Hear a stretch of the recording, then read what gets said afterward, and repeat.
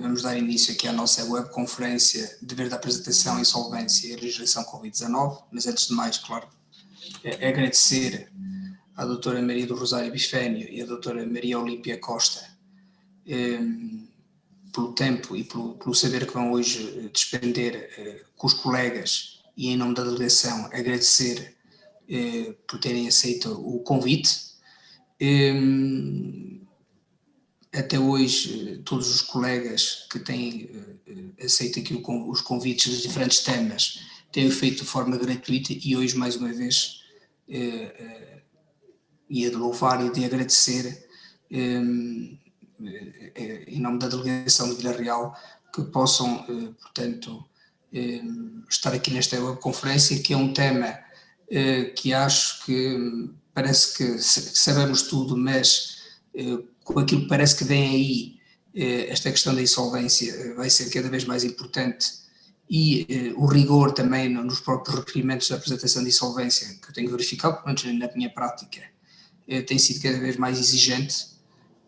Portanto, nunca é demais tratar este tema, e vou apresentar, obviamente, as nossas conferencistas, que é a doutora Maria do Rosário Epifénio, docente da Universidade Católica Portuguesa, também é colega nossa, advogada, é diretora da revista de Direito da Insolvência e autora de manuais e de diversas publicações na área do direito da insolvência. Muito obrigado por estar aqui hoje. Depois temos a doutora Maria Olímpia Costa, também advogada, nossa colega, é mestre em Direito da Empresa e dos Negócios, pós-graduada em Gestão na Saúde e em Direito à Proteção de Dados Pessoais, e autora do livro Dever da Apresentação e Insolvência, que já está na segunda edição. Eu peço desculpa pela minha voz, como estava a dizer em off. Eu acho que isto foi, não sei se foi dos gritos ou dos festejos no último jogo de Portugal,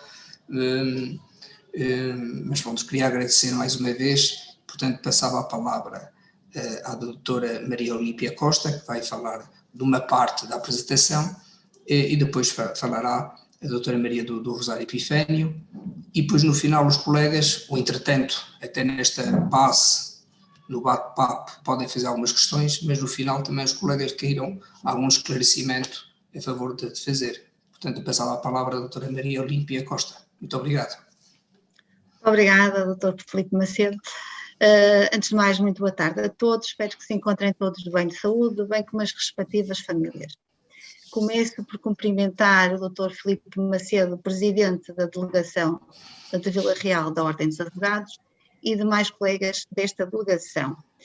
E quero também agradecer o convite que me foi dirigido, e é com muito gosto que aqui estou hoje a participar nesta webconferência. Cumprimento também a minha colega de painel, a doutora Maria do Rosário Epifénio, a minha mestre e orientadora da tese de mestrado sobre o tema que vos trazemos aqui hoje. É com enorme orgulho e com uma honra imensa que partilho este painel com a doutora Maria do Rosário, uma das referências, das grandes referências na área de direito de insolvência a nível nacional e também internacional.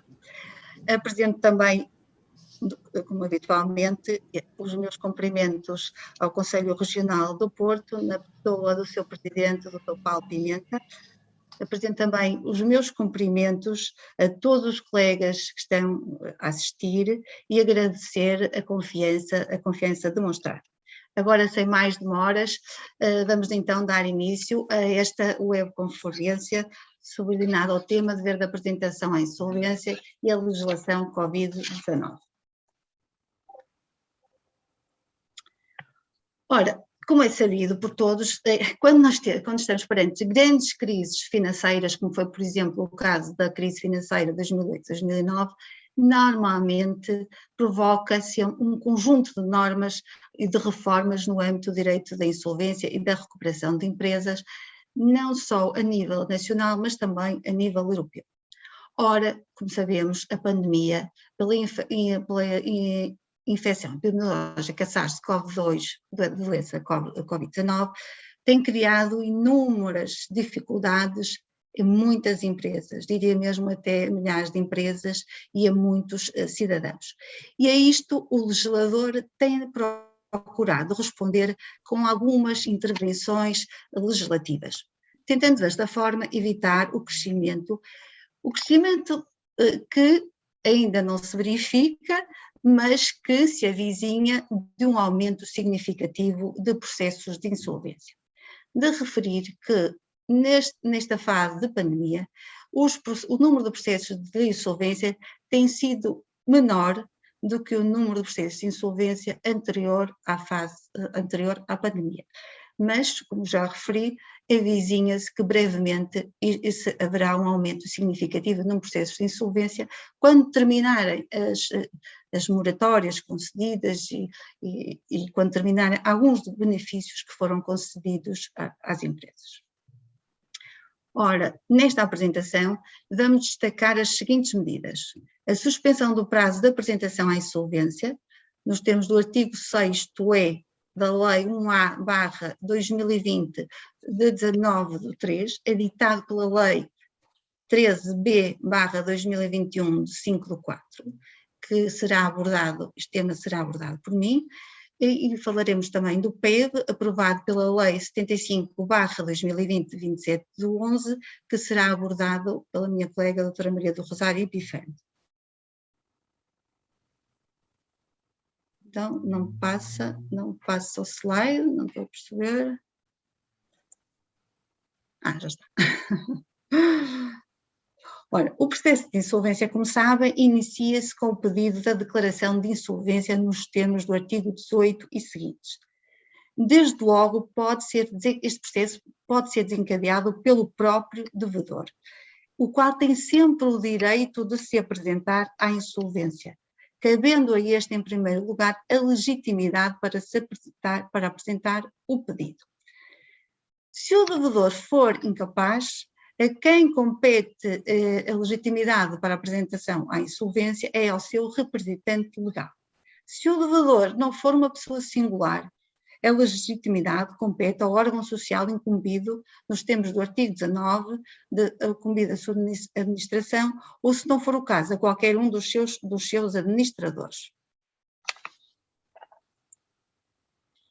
Ora, para efeitos do artigo 6º, número 1 do CIR, não sendo o devedor uma pessoa singular, são administradores aqueles a quem incumba a administração ou liquidação da entidade ou património em causa. Sendo ainda o devedor uma pessoa singular, serão os seus representantes legais e mandatários com poderes gerais de administração.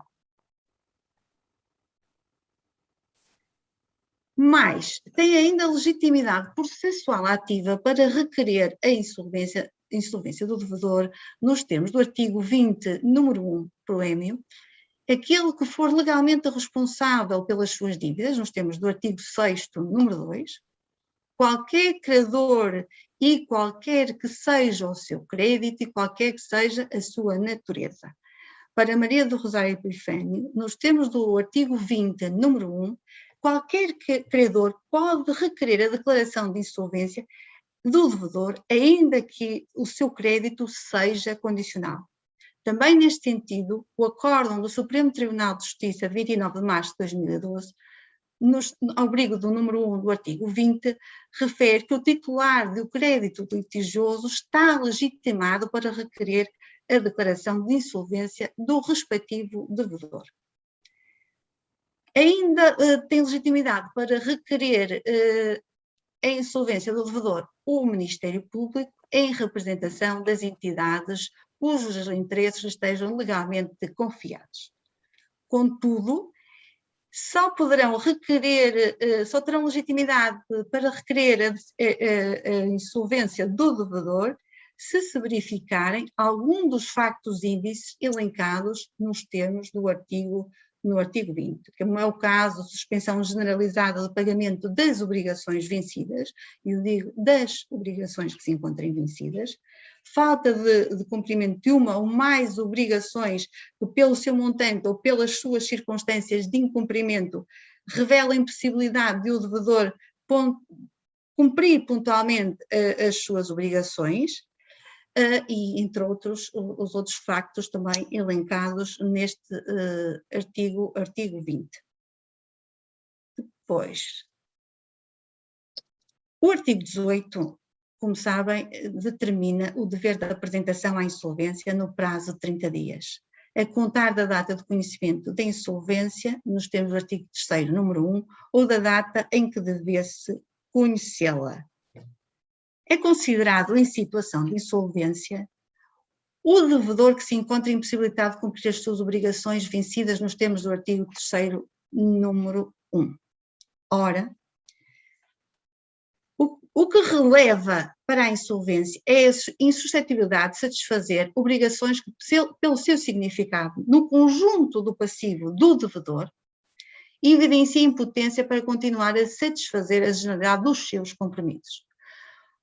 Ou seja, quer a doutrina, quer a jurisprudência têm entendido que a impossibilidade de cumprimento das obrigações vencidas para efeitos da declaração de insolvência, não tem de abranger todas as obrigações vencidas do devedor, podendo apenas abranger apenas uma dívida do devedor, apenas se exigindo que essa dívida, pela sua dimensão quantitativa, a ser do passivo global do devedor, essa dívida seja indiciadora da insatisfação da generalidade das suas obrigações ou compromissos.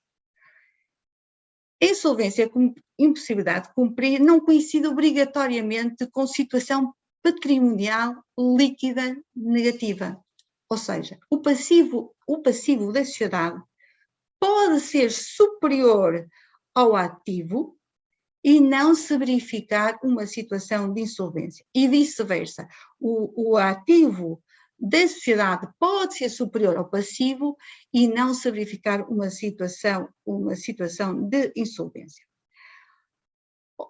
Podemos estar aqui a dar um exemplo. Imaginem que o devedor tem um vasto património imobiliário, tem muitos imóveis, portanto tem um ativo líquido positivo, mas não consegue transformar esse ativo líquido positivo em liquidez, em dinheiro, não consegue vender esse património. E, portanto, aqui, como não consegue vender esse património, tem um ativo superior ao passivo, mas não tem liquidez. Portanto, aqui o que está em causa, como diz Maria do Rosário Epifânio, é uma questão de solvabilidade. Também pode acontecer que o passivo seja superior ao ativo e o devedor não tenha património, mas tem crédito. Recorre ao crédito e o crédito é-lhe concedido e, portanto, tem liquidez. Então, nesse caso, não se encontra em situação de insolvência, apesar de o ativo do passivo ser superior ao ativo. Mas como tem liquidez, não podemos considerar que não se encontra em situação de insolvência nos termos do artigo 3º, número 1. Depois, há aqui uma exceção. Há uma exceção do dever de apresentação à insolvência as pessoas singulares não titulares de empresa na data em que incorram em situação de insolvência nos termos do artigo 18, número 2. O artigo 5º do CIR dá-nos define uma noção de empresa. Considera que empresa é toda a organização de capital e de trabalho destinada ao exercício de qualquer atividade económica. Aqui a maioria da jurisprudência tem entendido que, no caso a qualidade de sócio-gerente de uma sociedade é uma realidade distinta da de pessoa singular titular de uma empresa. Ora, aqui coloca-se desde logo a seguinte questão. Saber se as pessoas singulares não titulares de empresas não estão obrigadas à apresentação à insolvência, portanto, estamos obrigadas à apresentação à insolvência, na data em que incorram em situação de insolvência, nos termos do artigo 3º, número 1, podem sofrer consequências em virtude da mera omissão ou retardamento na apresentação à insolvência, ainda que seja determinante de um agravamento da situação económica do insolvente. Aqui a doutrina tem entendido, como é o caso do professor Menezes Leitão, que no caso de se tratar de pessoas singulares não titulares de empresa, portanto, estas pessoas estão desobrigadas, por força do artigo 18, número 2, à apresentação à insolvência, a mera omissão ou retardamento na apresentação à insolvência, ainda que determinante de um agravamento da situação de insolvência, não poderá ser considerada culposa nos termos do artigo 186, número 5. Contudo, esta pessoa não está desobrigada, mas poderá ter interesse em apresentar-se à insolvência. E porquê? Para obtenção da exoneração do passivo restante nos termos dos artigos 235 e seguintes do CIR. Ou, no caso de se apresentar à insolvência com a petição inicial, conjuntamente com a petição inicial, apresentar um plano de pagamentos aos credores, nos termos do artigo 251 e seguintes do CIR. O artigo 18, número 3, também dá-nos aqui uma presunção inelidível quando estamos perante um devedor titular de uma empresa, presume, o artigo 18, número 3, de forma inelidível o conhecimento da situação de insolvência decorridos pelo menos 3 meses sobre o incumprimento generalizado de obrigações de algum dos tipos elencados no artigo 20, número 1-G.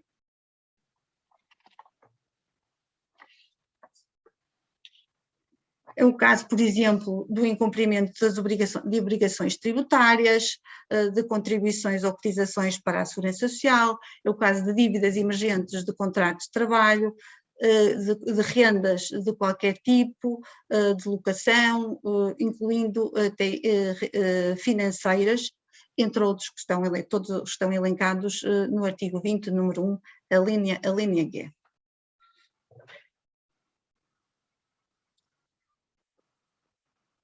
Ora, como já referido anteriormente, o prazo previsto no artigo 18, número 1, encontra-se suspenso durante este período excepcional de pandemia. A suspensão deste prazo foi inicialmente prevista no artigo 7º, número 6A, da Lei número 1A/2020, de 6/4, com a redação da Lei 4A/2020, de 16/4, já estou a repetir. Tratava-se de um regime que cessaria, tratava-se de um regime que seria em data a definir por decreto-lei que declarasse o seu termo, o que não veio a acontecer. Em 29 de 5 de 2020 foi novamente publicada a Lei 16/2020, que revogou o artigo 7º da Lei 1A/2020 e editou o artigo 6A, que na linha A do número 6 determinava que o prazo de apresentação à insolvência ficava suspenso no decurso do período de vigência excepcional e transitório em que vivemos. Já este ano, a Lei 4B/2021, de 1/2, revogou o artigo 6A da Lei 1A/2020 e editou o artigo 6B. Em 29 de 5 de 2020 foi publicada a Lei 13B/2021, de 5/4, que revogou o artigo 6º-B e editou o artigo 7º da Lei artigo 7º, no qual o seu número 7, a linha A, considerou suspenso o prazo de apresentação do devedor à insolvência previsto no artigo 18 do CSIR. Portanto, este prazo, neste momento, encontra-se suspenso. Agora, perguntamos nós, então, o que é que significa a suspensão deste prazo? O que é que significa esta suspensão? Significa que o devedor impossibilitado de cumprir as suas obrigações vencidas não tem de se apresentar à insolvência no prazo de 30 dias, enquanto o referido regime se encontrar em vigor. Mas o devedor tem sempre a possibilidade, tem sempre o direito de se apresentar à insolvência caso o pretenda. Um bocadinho para trás, queria ir para trás agora, já estou para a frente, para trás, ok. Para quando o termo desta situação é excepcional? Não sabemos, ainda não sabemos. Será que após o seu termo, o prazo de 30 dias retomará de imediato a sua contagem? Isto ainda é uma incógnita. Ainda não sabemos. Agora, queria referir e queria notar que apenas estamos aqui perante um prazo de uma suspensão do prazo. Portanto, se o devedor se encontrava numa situação de insolvência antes da suspensão deste prazo e já tinha decorrido, imaginem, 25 dias do prazo dos 30, entretanto, o prazo suspendeu. Se o prazo, se entretanto terminar a suspensão do prazo, o prazo retoma, ou seja, o prazo que tinha decorrido os 25 dias não será pagado. O devedor apenas terá mais 5 dias para se apresentar à insolvência. Ora, isto não parece ser muito viável, que o devedor, com este prazo, não tem possibilidade de se apresentar à insolvência com este prazo, ou até pode ser ainda com um prazo mais curto. Por isso é que já alguns autores, tais como Catarina Martins e o professor Alexandre Sobral Martins, têm referido que seria curial que, quando terminasse este prazo de suspensão, fosse ainda concedido um prazo adicional, um prazo excepcional, antes do início da contagem do prazo dos 30 dias. E a mim, eu também entendo que isto seria o mais razoável. Até porque o prazo, esta é a minha opinião, o prazo de 30 dias para a apresentação à insolvência é um prazo muito curto.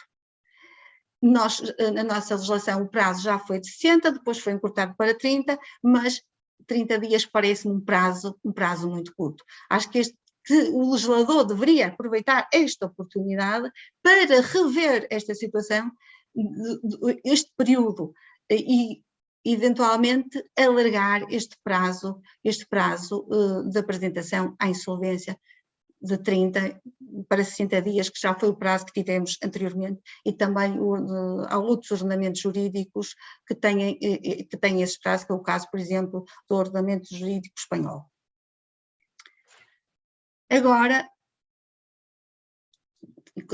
em que temos este prazo suspenso, e então quais são as consequências para o devedor da suspensão deste prazo?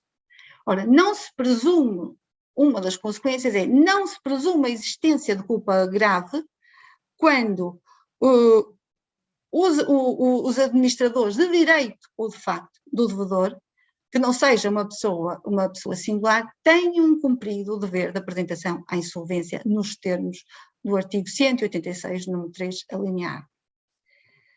Mas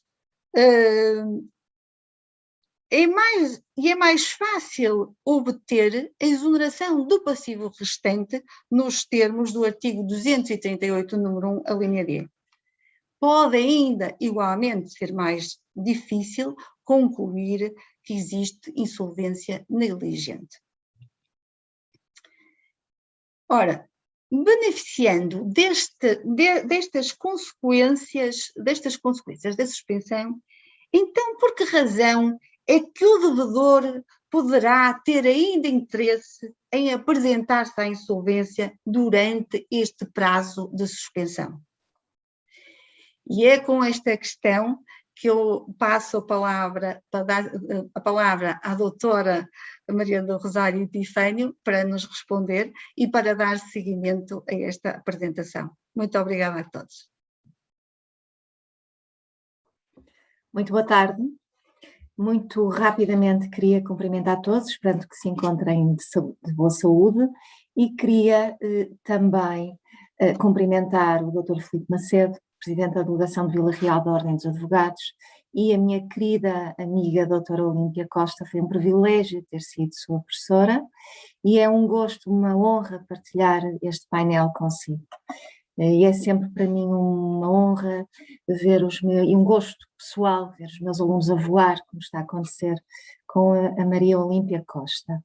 E sem querer perder aqui a ligação com a apresentação da Maria Olímpia Costa, a verdade é que, efetivamente, a lei, procurando, enfim, adaptar o direito à insolvência à situação pandémica que vivemos e aliviar os devedores da pressão de terem que se apresentar à insolvência no contexto absolutamente extraordinário que estamos a atravessar, suspendeu o dever de apresentação, mas não impediu o devedor de se apresentar à insolvência, nem tampouco, que tem sido criticado pela doutrina, impediu os credores e os outros legitimados de requererem a insolvência do devedor. Então, o meu papel agora será o de tentar perceber porque é que um credor ou um devedor, numa situação de insolvência atual, terão interesse em desencadear um processo de insolvência. E aproveito também para fazer aqui uma ligação com um processo extraordinário e temporário, um processo ad hoc, que é o processo extraordinário de viabilização de empresas. Então, olhando aqui para este esquema, que tem, enfim, já que falamos de futebol no início, tem aqui cores que penso que agradarão a todos, mas que têm um significado, tem aqui um significado. Então, vamos imaginar, no contexto em que estamos a viver, que o devedor está numa situação de insolvência atual. E o devedor não é recuperável. Ele pode, se quiser, ou então os outros legitimados também, podem desencadear um processo de insolvência. Não sendo recuperável, será expectável que este processo de insolvência siga para liquidação. E poderá até haver interesse em que esta liquidação aconteça o quanto antes. E que não se aguarde pelo término desta suspensão do dever de apresentação à insolvência. O passivo, entretanto, estará depreciado, o ativo estará depreciado, estará reduzido e o passivo certamente já estará excessivamente dimensionado relativamente ao ativo do devedor. Mas eu vou-me focar nos instrumentos recuperatórios que estão ao alcance de um devedor que está numa situação de insolvência atual. Efetivamente, um devedor numa situação de insolvência atual tem ao seu alcance, se for recuperável, neste momento, o processo de insolvência e o PEV. E, quanto ao processo de insolvência, este processo pode ser então desencadeado apenas por iniciativa do devedor ou por iniciativa de qualquer legitimado, como vimos. E pode seguir uma de duas vias: a via da liquidação ou a via da aprovação de um plano de recuperação. E avançando, vamos então imaginar que, seja por iniciativa do devedor, como vimos, ou até por iniciativa dos próprios credores ou dos outros legitimados, o processo de insolvência é aberto, com a finalidade de recuperar o devedor ou a empresa através da liquidação. Ora bem, a recuperação não é, ou a finalidade recuperatória, o objetivo recuperatório não é um exclusivo de um plano de insolvência em sede de processo de insolvência. A verdade é que, mesmo no processo de insolvência sem plano de insolvência, isto é, que segue para a fase de liquidação, é possível recuperar. Antes de mais, é preciso considerar que vamos recuperar a empresa sem recuperar o empresário. Depois, há regras na liquidação que são regras que têm como finalidade preservar o tecido empresarial. Designadamente o artigo 162 do CIR, que estabelece a regra da alienação da empresa como um todo. E depois há outras regras que rodeiam de cautelas a alienação da empresa, designadamente o artigo 161 do CIR. Portanto, há aqui uma genuína preocupação com a recuperação, mesmo em sede de liquidação. Depois, a liquidação pode ter vantagens a nível de redução da litigância e, portanto, de celeridade, portanto, imprime celeridade no processo de insolvência. Depois, a liquidação, ou seja, a recuperação através da liquidação, por contraponto ao plano de insolvência, o plano de recuperação, tem a vantagem de depender, em regra, da vontade da Comissão de Credores e do administrador da insolvência, escapando assim à Assembleia de Credores. Mas, como disse, também é possível recuperar em sede de processo de insolvência através da aprovação e homologação de um plano de insolvência. Agora, cuidado, se, como disse há pouco, é possível recuperar através da liquidação, também é verdade que através de um plano de insolvência é possível liquidar. E um plano de insolvência visa apenas satisfazer os interesses dos credores segundo um modelo distinto do modelo regra que está previsto no CIR. E o modelo regra é a apreensão do ativo, a verificação do passivo e o pagamento aos credores. Mas podem os credores, em sede de Assembleia de Credores, deliberar que a liquidação seguirá outros moldes e que até o pagamento aos credores seguirá um outro modelo. Por isso, um plano de insolvência não é sinónimo de recuperação necessariamente. Poderá ser, e se for, deve até ter a designação de plano de recuperação.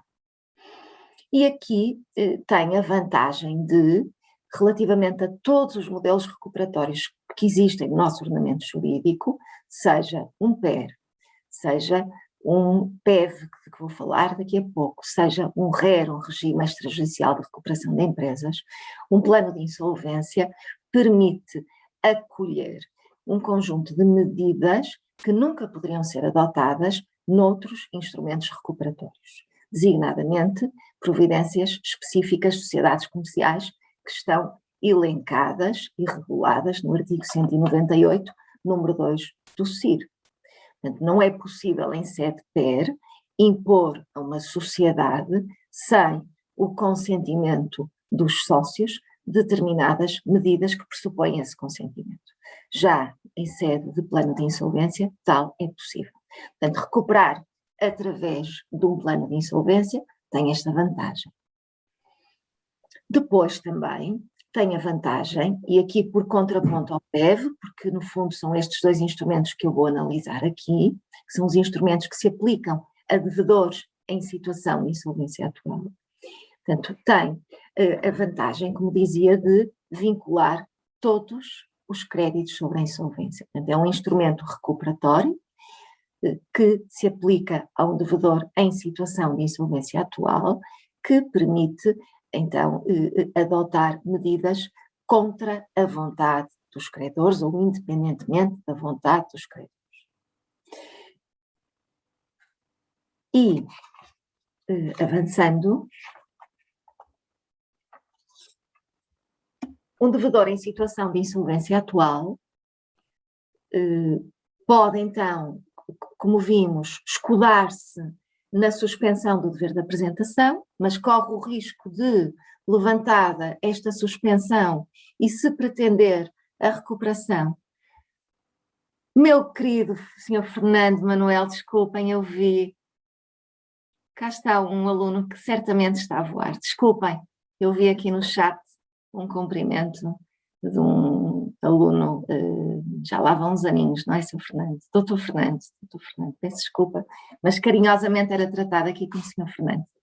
Ora bem, então, que era de Vila Real, é de Vila Real e vinha todos os dias para as aulas e era pontual, era fantástico, um exemplo para todos. Deixa boas memórias.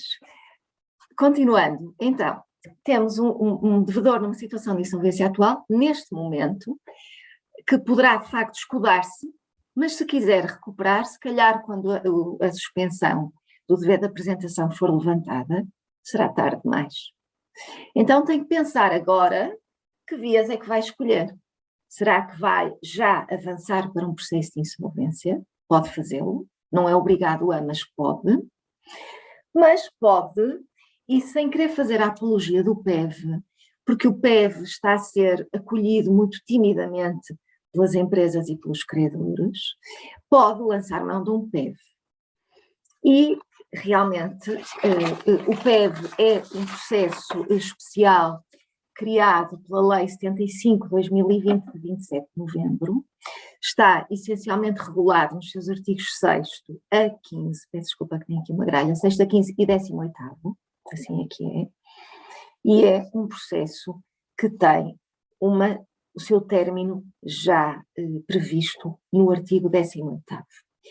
Portanto, iniciou a sua vigência a 28 de novembro de 2020 e terminará, em princípio, a não ser que seja estendida a sua vigência, terminará, em princípio, no dia 31 de dezembro de 2021. Ora, este PEV aplica-se, de acordo com o artigo 6º do respectivo diploma, deste diploma que eu referi, a uma empresa que se encontre numa situação económica difícil, numa situação de insolvência iminente ou numa situação de insolvência atual. Ora, aqui está uma característica que diferencia o PEV de outros instrumentos recuperatórios pré-insolvenciais. Uma empresa que está numa situação de insolvência atual, que pretenda recuperar-se através de um processo concursal, não pode lançar mão de um PER. Um PER não se aplica a empresas em situação de insolvência atual. Embora na prática isso, enfim, aconteceu, pelo menos antes da revisão de 2017. Ora, o PEV permite às empresas em situação de insolvência atual lançarem mão de um processo recuperatório concursal alternativo ao processo de insolvência.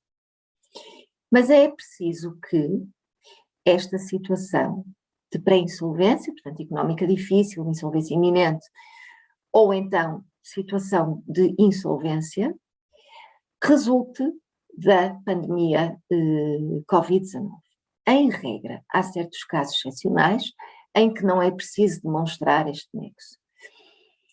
É preciso ainda que a empresa seja viável e que não tenha PER ou PEAP pendente, nem também se tenha apresentado à insolvência.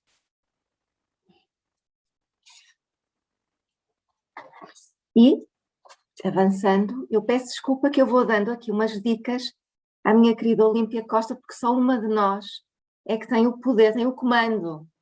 Portanto, a Olímpia, neste momento, pode fazer o que quiser com o comando. Natureza jurídica. Ora bem, queria, antes de entrar na natureza jurídica, desta apresentação que eu vou fazer sobre o PEV, que estou a fazer, é muito, muito sucinta. Nós conseguimos estar aqui 2h30 a falar do PEV, portanto eu vou só analisar os aspectos essenciais. E a natureza jurídica é um aspecto essencial. É importante perceber esta natureza jurídica para compreendermos o respectivo regime jurídico. E, desde logo, temos um processo judicial. Significa, então, que no nosso ordenamento jurídico, para além do processo de insolvência, que é um processo insolvencial, temos o PER, que é um processo pré-insolvencial recuperatório, e temos agora o PEV. E o facto de ser um processo judicial confere-lhe características típicas dos processos judiciais recuperatórios, que não encontramos em mecanismos puramente extrajudiciais. Então, este é um processo judicial que é especialíssimo. Isto significa o quê? Significa que é especialíssimo relativamente ao processo especial de revitalização. Portanto, na falta de uma norma no regime do PEV, nós vamos subsidiariamente aplicar o regime do PER, desde que a solução, naturalmente, não contraria a natureza jurídica do próprio PEV, e depois aplicamos as regras do próprio processo de insolvência e só, em último lugar, residualmente, vamos aplicar as regras do Código de Processo Civil por força do artigo 17, número 1 do CIR. E voltando ao anterior, obrigada, e é um processo urgentíssimo. Não é urgente como o processo de insolvência ou como o PER ou o PEAP, é ainda mais urgente, é super rápido, ultra rápido. Quer dizer que tem prioridade sobre os restantes processos insolvenciais ou pré-insolvenciais, tal como decorre do artigo 6º, número 6. E para evitar utilizações abusivas, com as quais estão certamente familiarizados com a vossa vida prática, devem ter tido contacto com PERs que foram abusivamente utilizados, primeiros PERs, segundos PERs, terceiros PERs. Aqui temos um processo de utilização única, precisamente para evitar utilizações abusivas. O que significa que, por outro lado, se a empresa quiser efetivamente a recuperação, por esta via, deve aproveitá-la, porque só tem uma oportunidade, que é esta, e deve saber aproveitá-la. E agora sim. Então, temos, qual é a finalidade do PEV? A finalidade do PEV é a viabilização, que é o mesmo que dizer recuperação, da empresa afetada pela pandemia da doença Covid-19. E esta viabilização deve ser demonstrada logo no requerimento apresentado pela empresa, porque ela vai ser sindicada, vai ser escrutinada no PEV. Não acontece no PER, até nem acontece no plano de insolvência, no processo de insolvência, e aqui o juiz vai ter que apreciar e pronunciar-se sobre a viabilidade ou viabilização da empresa através daquele acordo. Não acontece no PER, pelo menos é o entendimento da maioria da doutrina e da jurisprudência, e também não acontece no plano de insolvência ou no processo de insolvência. A empresa até pode nem ser recuperável, mas se os credores quiserem recuperar, tentar recuperar através de um plano de insolvência, podem fazê-lo. Porque, mais uma vez, o processo de insolvência visa a satisfação dos interesses dos credores. Então, o juiz vai ter que se pronunciar, é um requisito do juízo ou da decisão homologatória, alicerçado esse juízo num parecer prévio que é emitido pelo AJP. Uma das funções do PEV, do AJP no PEV é precisamente a elaboração de um parecer sobre a viabilização da empresa através deste acordo. Outra nota característica do PEV é a homologação de um acordo que é negociado e obtido, firmado, assinado extrajudicialmente. Ora, este PEV é então um PEV que tem sido comparado com o PER do artigo 17i, que é o PER abreviado, e, enfim, aquele PER que inspira a confiança dos credores, dos stakeholders nestes processos de negociação. Se uma empresa tenta negociar um acordo extrajudicialmente, à partida estará de boa fé. Se uma empresa avança para PER para ficar, enfim, entrincheirada nos efeitos que o despacho de nomeação do AJP desencadeia, né, permitindo assim adiar uma série de consequências que seriam inevitáveis, os credores não recebem de bom grado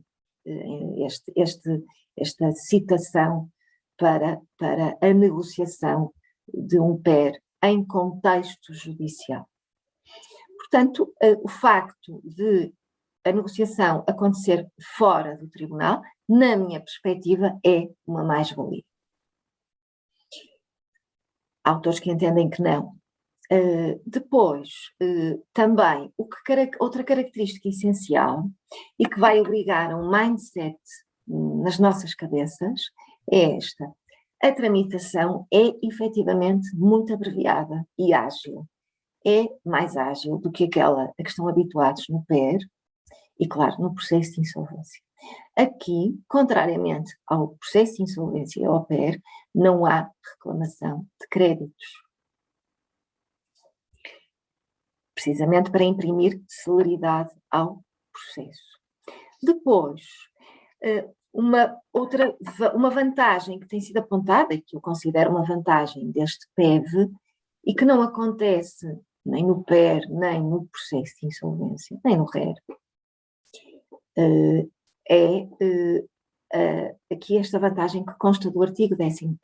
Tem uma série de regras a propósito dos créditos tributários e da segurança social, e aquela que eu destaco é esta. Muito embora a lei insista, talvez para não criar muitas expectativas, insista expressamente na indisponibilidade dos créditos tributários e da segurança social, a verdade é que neste artigo 13º prevê a disponibilidade destes créditos, mas apenas quanto aos juros, ou melhor, quanto à taxa de juros. E é possível aqui uma redução da taxa de juro até zero. O que não acontece no PER ou no processo de insolvência. E avançando. Outra característica que obriga a um mindset totalmente distinto, e que é difícil, eu tenho dado muitas formações sobre o PEV, e colocam-me sempre, perguntam-me várias vezes a mesma coisa, com receio que eu me tenha enganado na minha apresentação. Pois não, é mesmo tal e qual como está aqui.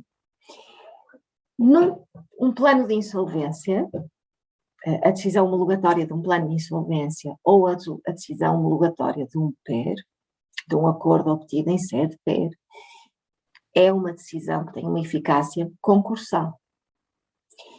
Vincula, claro, a empresa, o devedor, e vincula todos os credores, quer os credores tenham participado no processo, quer não tenham participado, quer tenham votado contra ou não, quer se tenham abstido. Portanto, todos os credores são afetados, o que configura um desvio, um princípio fundamental, que é o princípio da eficácia relativa dos contratos. Ora, a lei aqui, excepcionalmente, atendendo a que estamos perante devedores em situação de insolvência ou pré-insolvência, permite que o acordo firmado entre alguns credores seja eficaz perante todos. Mas, no PEV, a eficácia é distinta. Então, segundo o artigo 9º, número 9, o acordo, ou depois de homologado, ou se quiserem a decisão homologatória, vincula a empresa, os credores que subscrevam o acordo e também os credores que, mesmo que não subscrevam o acordo, ou até nem tenham participado nas negociações, ou nem tenham vindo ao processo, constam da relação definitiva de credores. Mas aqui apenas quanto aos créditos constituídos à data em que foi proferido o despacho de admissão. No fundo, o despacho de abertura deste PEV. Também é possível aos credores aderirem a este acordo e, portanto, a eficácia é alargada também aos credores aderentes. Podemos dizer, então, em síntese, que este, ainda, sim, pode ser aqui, está bem, é semiconcursal, é isto. Ou seja, o universo de credores afetados poderá não coincidir necessariamente com todos os credores da empresa. Aqueles credores que não tenham subscrito o acordo, que não sejam credores aderentes e que não constam da relação definitiva de credores, não são afetados pelo acordo. Podemos então dizer que este acordo, esta decisão homologatória, fica a meio caminho entre o PER ou plano de insolvência, por um lado, e o RER, por outro lado.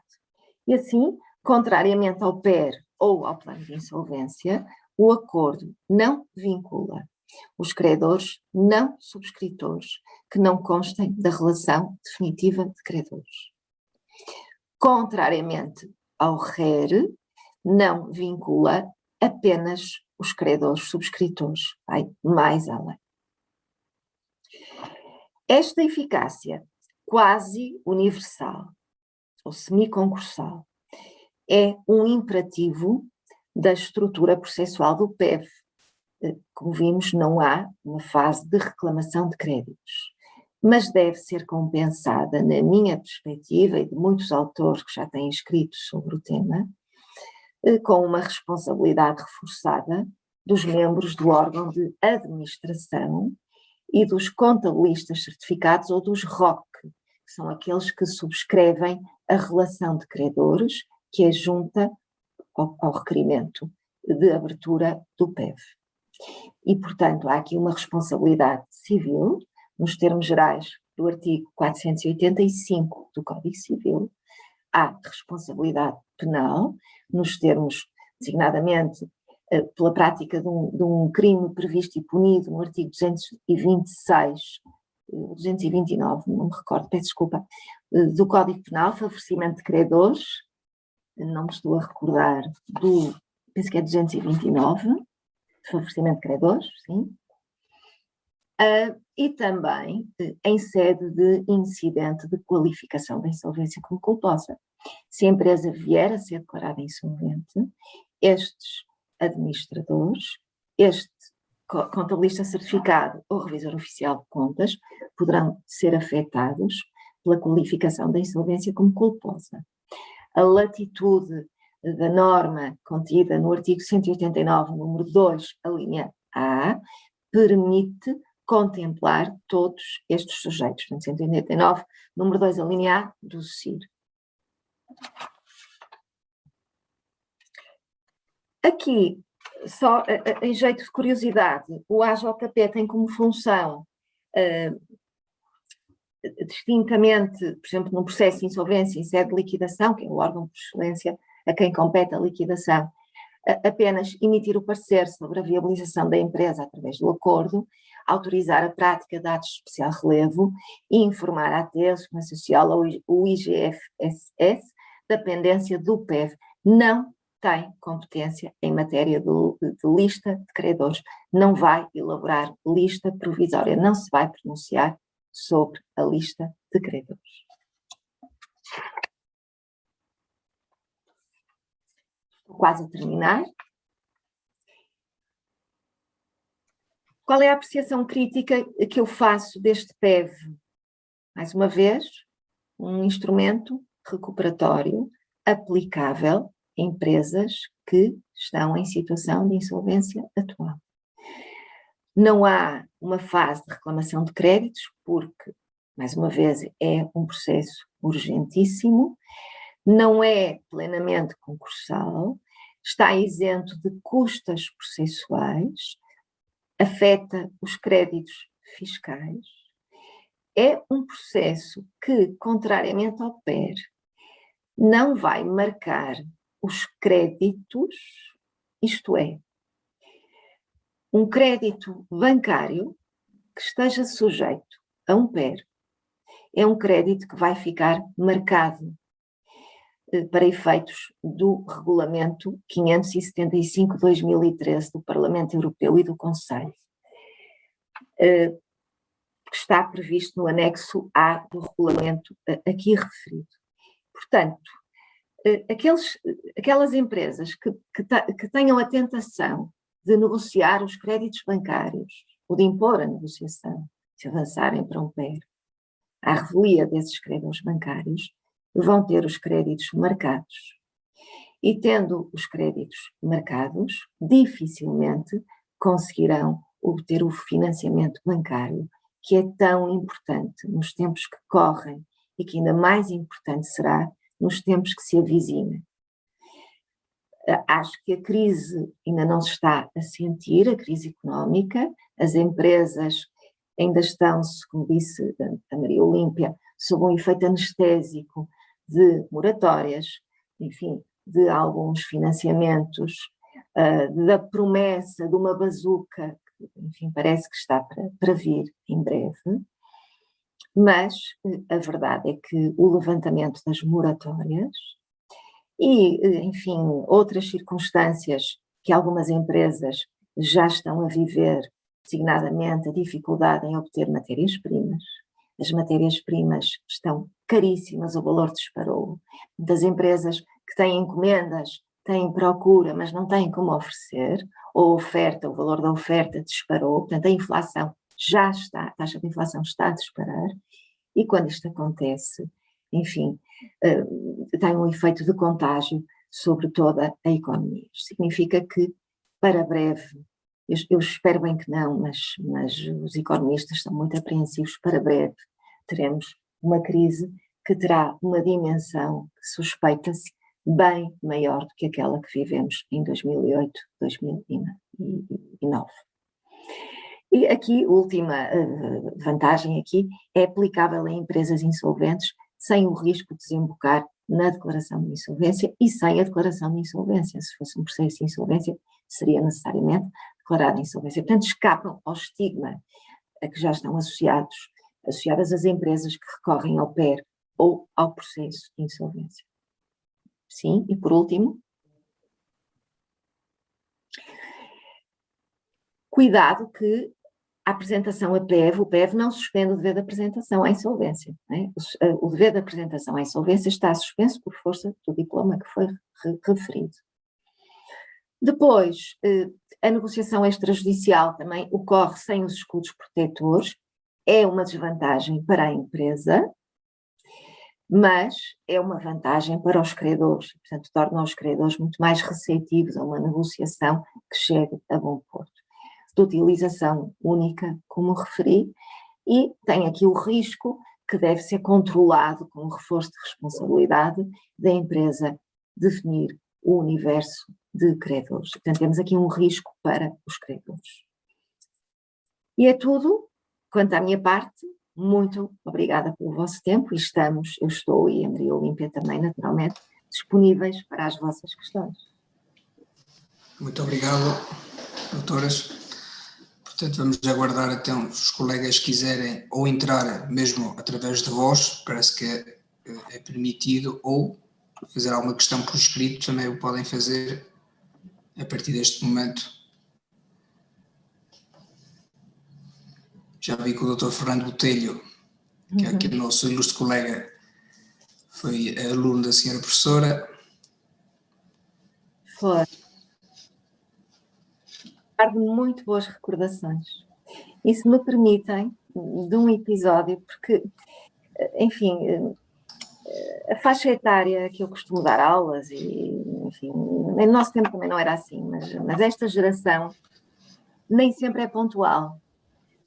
Alguns moram ao lado da universidade e o Sr. Fernando mora em Vila Real e chegava a horas. Uma vez não conseguiu chegar e pediu para avisar, porque a estrada, ainda não havia o túnel do Marão, estava bloqueada por causa da neve. Portanto, ia chegar atrasado. Verdade. O Sr. Fernando e a Fatinha, que era a sua comunidade.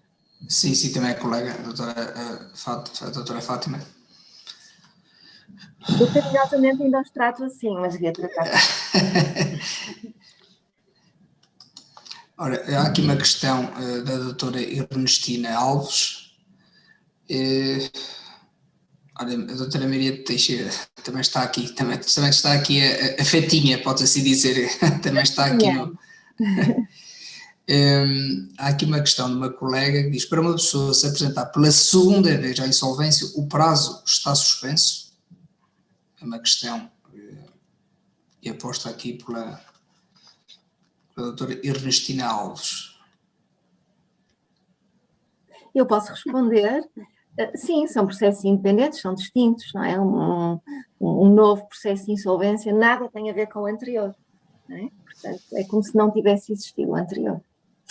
Aliás, se o devedor é de novo declarado insolvente, os credores do processo anterior, vamos imaginar que nesse processo tinha sido aprovado um plano de insolvência, as alterações introduzidas nos créditos ficam sem efeito e os créditos são redestinados. Portanto, é como se limpássemos, enfim, o cadastro daquele devedor. Portanto, eu penso que sim, penso que sim. Concordo. Muito bem.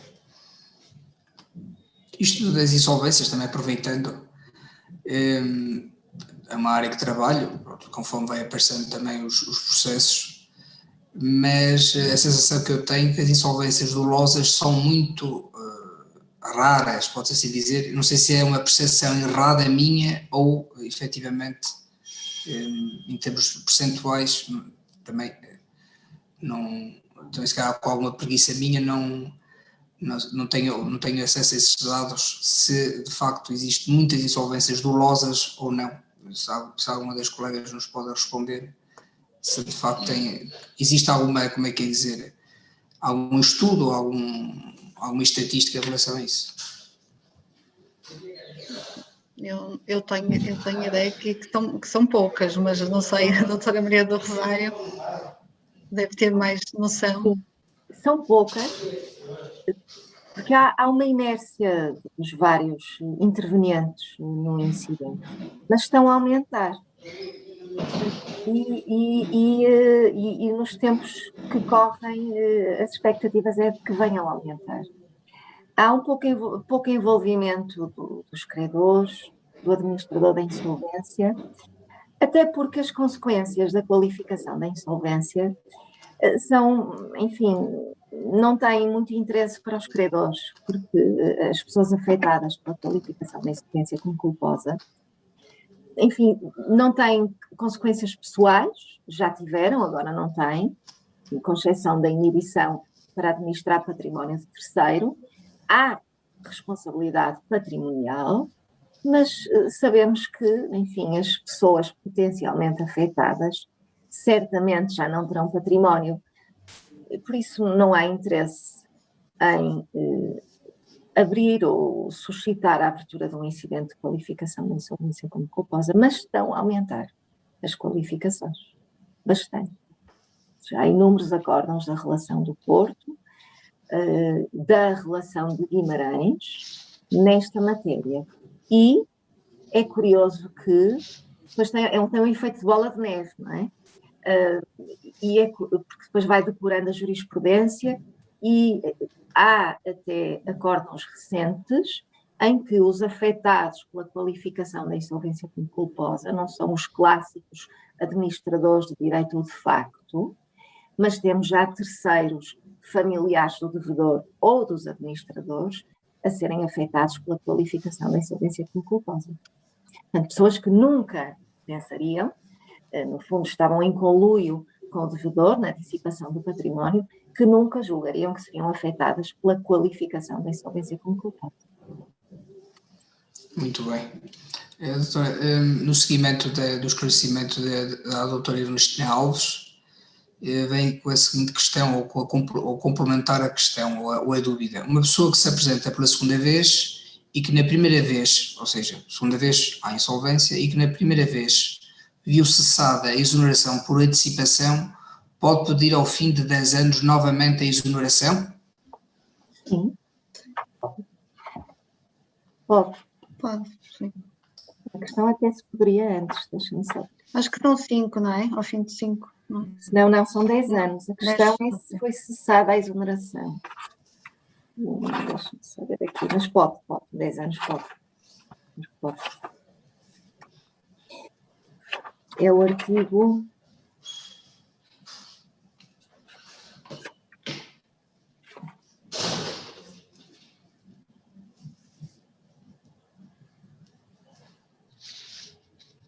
É o artigo 238, número 1, a linha C.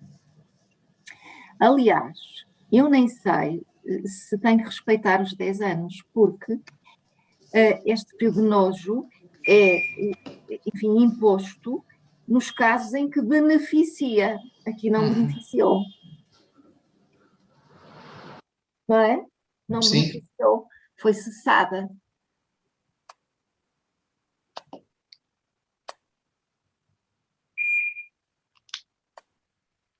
Não sei se respondi à questão. Sim, a própria colega pôs o artigo 238 enquanto que a doutora estava à procura do artigo.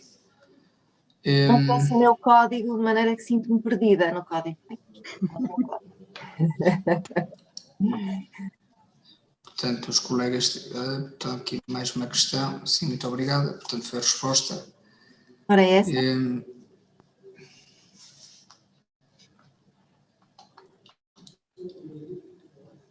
Estamos a aguardar mais um bocadinho, a ver se há mais alguma questão. Se não, hoje não é dia de futebol, portanto, os colegas estão a ficar por enquanto.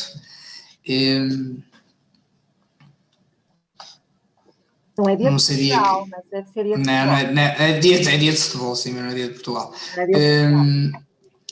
Não sabia que os dois colegas aqui da comarca tinham sido alunos da senhora professora. Quando eu os vi pessoalmente, eu falo um bocadinho com eles. Eu acho que a maioria das colegas que estarão aqui a assistir, que tiraram o curso na Católica, devem ter sido alunos.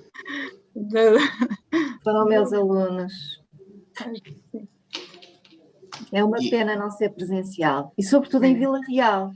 Sim, eu estou a começar a perder a esperança de fazer, ou seja, fiz uma primeira conferência presencial, até sobre o processo de inventário, e conforme vou passando as várias sessões, acho que esta é a 10ª webconferência com diferentes temas, vou sempre no final convidando os conferencistas, olha, isto vai ser presencial, ou seja, vamos juntar aqui todo, ou seja, a esperança é juntar toda, fazer, não uma conferência, mas sim, se calhar um seminário, mas todos aqueles que já passaram até agora fazemos presencial, mas isto está-se a tornar cada vez mais Pode difícil. ser que em setembro, no regresso em setembro. Não sei. Eu não acredito muito, sinceramente, mas pronto, vamos ver. Vamos ter esperança que sim. Com a vacinação. Vamos ver. Para a próxima semana vou ser vacinado, mas ao que parece também não funciona assim. Mas não, tem que ter cuidado. Temos todos que ter cuidado. E a confiança, e também principal também a confiança dos colegas, tudo. Todas as situações. Prontos, eu acho que não há mais nenhuma questão, ou pelo menos até ver, não há mais nenhuma questão. Eu queria agradecer, portanto, à doutora Maria do Rosário Epifânio.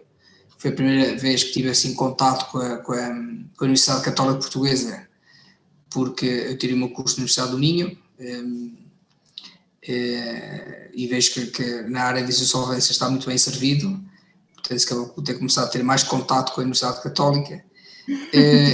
Agradecer também, pronto, à doutora Maria Olímpia Costa, que já tinha tido outro contacto, pronto, em conferências, e também, penso também nas lides da Ordem dos Advogados, pronto, por terem despendido o vosso tempo, portanto, de forma gratuita, como tinha dito.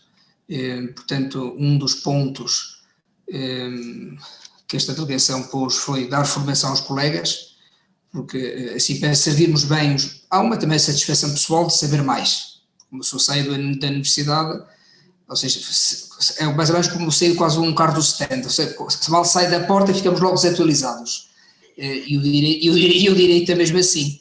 Portanto, temos de estar sempre em atualização e pronto. E para servirmos bem os clientes, e se calhar também temos ainda mais clientes, temos que nos atualizar. Portanto, esta tem sido uma missão da Ordem dos Advogados aqui em Vila Real, em dar formação aos colegas, ou online, ou poderão rever estas sessões.